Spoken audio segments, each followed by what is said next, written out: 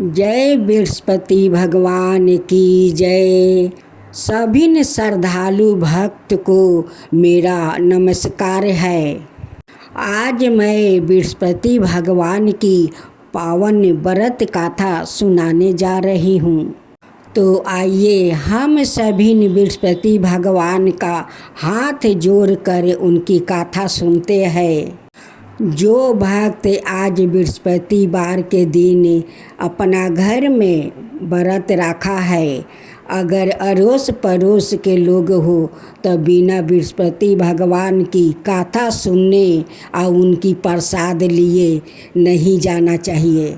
बृहस्पति भगवान का ऐसा प्रसाद है, जो लोग प्रसाद ग्रहण कर लेते हैं उनकी भाग बदल जाते हैं, वो धनवान बन जाता है। और जो बृहस्पति भगवान का प्रसाद को अनादर करता है उनकी तो सब कुछ लूट जाता है। तो भक्तजनों, उनकी कथा सुनिए तो पूरा सुनिए, कथा अधूरा मत छोड़िए। बृहस्पति देव की जय हो, बृहस्पति देव की जय हो। प्राचीन समय की बात है। एक नगर में एक बड़ा व्यापारी रहता है। वो जहाज़ों में माल लाद कर दूसरे शहरों में भेजा करता है। वो जिस प्रकार अधिक धन कमाता है उसी प्रकार जी खोलकर दान भी करता है, परंतु उसकी पत्नी अत्यंत कंजूस है। वो किसी को एक डमरी भी नहीं देने देती है। एक बार सेठ जब दूसरे देश में व्यापार करने गया तो पीछे से बृहस्पति देव ने साधु भेष में उसकी पत्नी से भिक्षा मांगने आई। व्यापारी की पत्नी बृहस्पति देव से बोली, हे साधु महाराज, मैं इस दान और पुण्य से तंग आ गई हूँ। आप कोई उपाय बताइए जिससे मेरा सारा धन नष्ट हो जाए और मैं आराम से रह सकूँ। मैं यह धन लुटाता हुआ नहीं देख सकती। बृहस्पति देव ने कहा, हे देवी, तुम बड़ी विचित्र हो। संतान और धन से कोई दुखी होता है। अगर अधिक धन है तो इसे शुभ कामों में लगाया करो। कुंवारी कन्याओं का विवाह करवाओ, विद्यालय और बाग बगीचा का निर्माण करवाओ। ऐसे पुण्य कार्य करने से तुम्हारा लोक परलोक सार्थक हो सकता है। परंतु साधु की इन बातों से व्यापारी की पत्नी को खुशी नहीं हुई। उसने कहा, मुझे ऐसा धन की आवश्यकता नहीं है जिसे मैं दान दूं।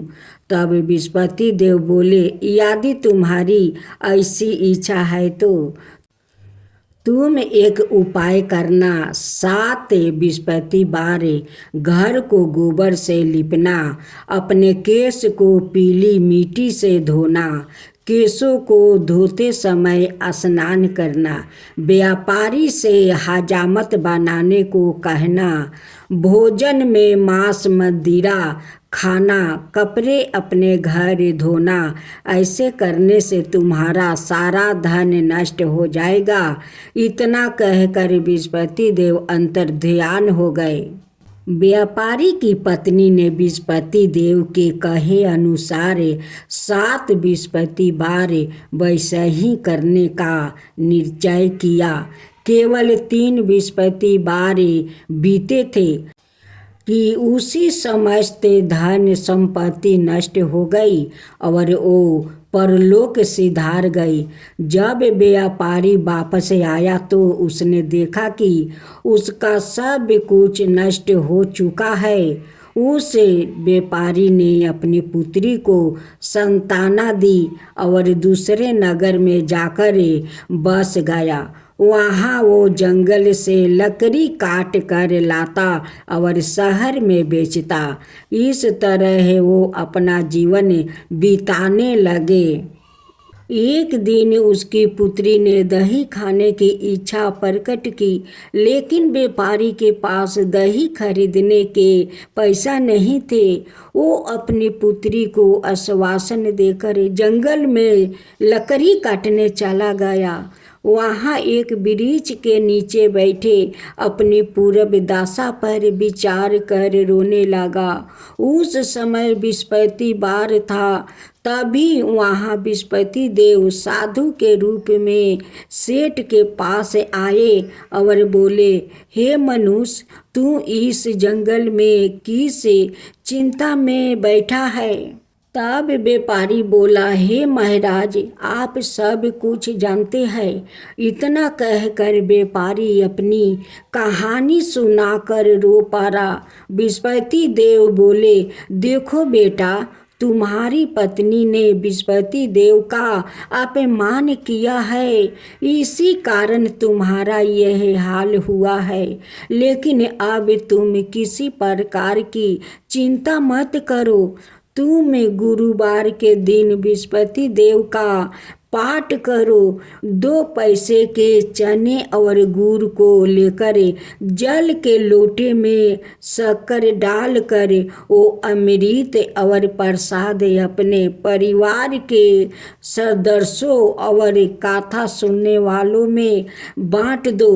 सवाए भी प्रसाद और चरण मृत लो, भगवान तुम्हारा अवश्य कल्याण करेंगे। साधु की बात सुनकर व्यापारी बोला, महाराज, मुझे तो इतना भी नहीं बचता है कि मैं अपनी पुत्री को दही लाकर दे सकूं। इस पर साधु जी बोले, तुम लकड़ियाँ शहर में बेचने जाना। तुम्हें लकड़ियों के दाम पहले से चौगुने मिलेंगे, जिससे तुम्हारे सारे कार्य सिद्ध हो जाएगा। उसने लकड़ियाँ काटी और शहर में बेचने के लिए चल पड़ा। उसकी लकड़ियाँ अच्छे दाम में बिक गई, जिसे उसने अपनी पुत्री के लिए दही लिया और गुरुवार की कथा हेतु चना गुड़ लेकर कथा की और प्रसाद बांट कर सवाए भी खाया। उसी दिन से उसकी सभी कठिनाइयाँ दूर होने लगी। परंतु अगले बृहस्पतिवार को वो कथा करना भूल गया। अगले दिन वहाँ के राजा ने एक बड़े यज्ञ का आयोजन कर पूरे नगर के लोगों के लिए भोजन का आयोजन किया है। राजा की आज्ञा अनुसार पूरा नगर राजा के महल में भोजन करने गया, लेकिन व्यापारी वो उसकी पुत्री तनिक विलंब से पहुँचे। अंत उन्हों दोनों को राजा ने महल में ले जाकर भोजन करवाया।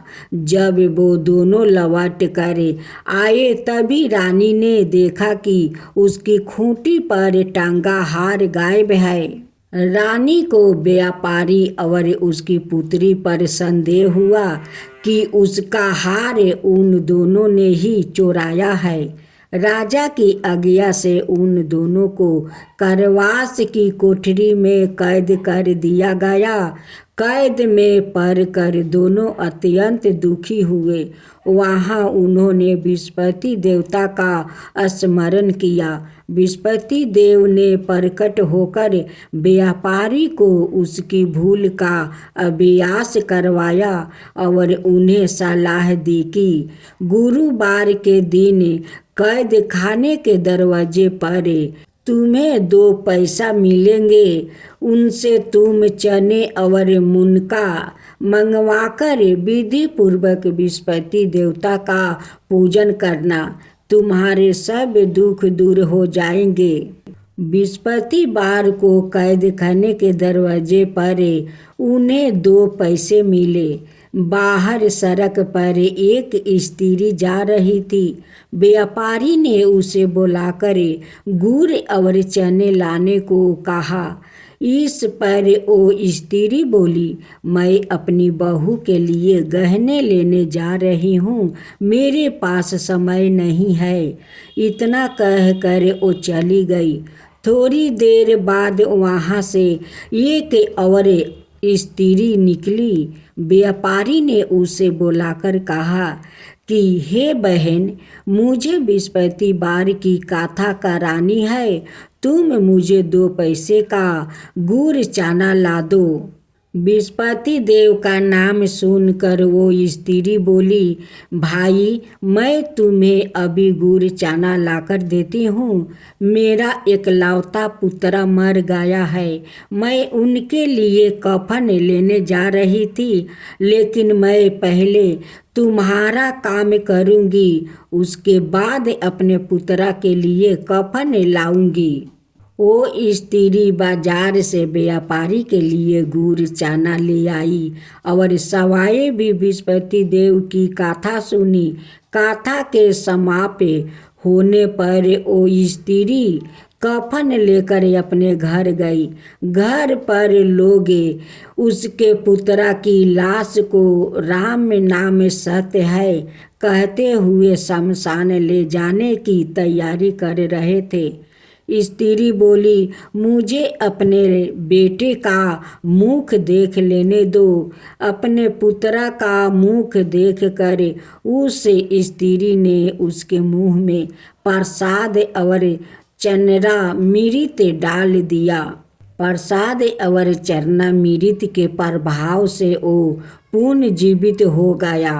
पहली स्त्री जिसने बृहस्पति देव का निरादर किया था, वो जब अपने पुत्र के विवाह हेतु पुत्र वधू के लिए गहने लेकर लौटी और जैसे ही उसका पुत्र घोड़ी पर बैठकर निकला, वैसे ही घोड़ी ने ऐसी उछाल मारी कि वो घोड़ी से गिरकर मर गया। यह देख स्त्री रो रो कर बृहस्पति देव से क्षमा याचना करने लगी। उस स्त्री की मिनती से बृहस्पति देव साधु भेष में वहाँ पहुंचकर कहने लगे, देवी, तुम्हें अधिक विलाप करने की आवश्यकता नहीं है।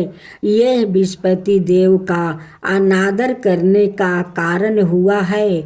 तुम वापस जाकर मेरे भक्त से क्षमा मांगकर कथा सुनो, तब ही तुम्हारी मनोकामना पूरी होगी। जेल में जाकर उस स्त्री ने व्यापारी से माफ़ी मांगी और कथा सुनी। कथा के उपरांत वो प्रसाद और चरणामृत लेकर अपने घर वापस गई। घर आकर उसने चरणामृत अपने मृत्यु पुत्र के मुख में डाली। चरणामृत के प्रभाव से उसका पुत्र भी जीवित हो उठा।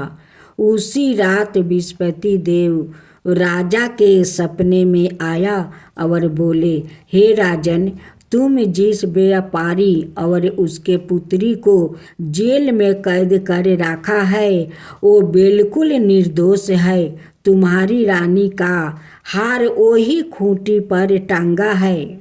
दिन निकला तो राजा रानी ने हार खूंटी पर लटका हुआ देख कर राजा ने उस व्यापारी और उसकी पुत्री को रिहा कर दिया और उन्हें आधे राज्य देकर उसकी पुत्री का विवाह ऊंचे कुल में करवाकर दहेज में हीरे जवाहरात दिया। ओम जय बृहस्पति देवा, जय बृहस्पति देवा, छिन छिन भोग लगाऊं केदली फल मेवा। ओम जय बृहस्पति देवा, जय बृहस्पति देवा। तुम पुराण परिमत माँ, तुम अंतर्यामी, जगत पिता जगदीश्वर, तुम ही सबके स्वामी। ओम जय बृहस्पति देवा, जय बृहस्पति देवा। चरणामृत निज निर्मल सबके पातक हरता। सकल मनोरथ दायक कृपा करो भक्तो। ओम जय विष्णुपति देवा, जय विष्णुपति देवा। तन मन धन अर्पण कर जो जन शरण पारे। प्रभु प्रकट तब हो करे आकर दुआरे खड़े। ओम जय विष्णुपति देवा, जय विष्णुपति देवा। दीन दयाल दया निधि भक्तन हितकारी। पापी दोष सब हरता भाव बंधन हारी। ओम जय विष्णुपति देवा, जय विष्णुपति देवा। सकल मनोरथ दायक सब संशय हरो। विषय विकार मिटाओ संतन सुखकारी। ओम जय विष्णुपति देवा, जय विष्णुपति देवा। जो कोई आरती तेरी प्रेम सहित गावे। जेठाय नंदय नंदन कर सो निश्चय पावे। ओम जय विष्णुपति देवा, जय विष्णुपति देवा। सब मिलकर बोलो विष्णुपति भगवान की जय, विष्णुपति देव की जय। जय जय तुलसी माता, जय जय तुलसी माता। सब जग की सुखदाता वरदाता। जय जय तुलसी माता, जय जय तुलसी माता। सब योग के ऊपर, सब रोग के ऊपर रुझ से रक्षा करके भाव तराता। जय तुलसी माता, रुझ से रक्षा करके भाव तराता। जय तुलसी माता। बाहु पुत्री है सयामा, सुरबली है गारामा। विष्णु प्रिया जो तुम के सेवे, सो नर तर जाता। जय जय जय तुलसी माता, जय जय जय तुलसी माता। हरि कैसे सभी राजते, त्रिभुवन से हो बनती थी। पतित जनों की तारानी तुम्हें हो भी खाता। जय जय तुलसी माता, जय जय तुलसी माता। लेकर जन्म बिजन में आई दिव्या भवन में। मानव लोगी तुम ही से सुख सनपति पाता। मानव लोग तुम ही से सुख सनपति पाता। जय जय तुलसी माता, जय जय तुलसी माता।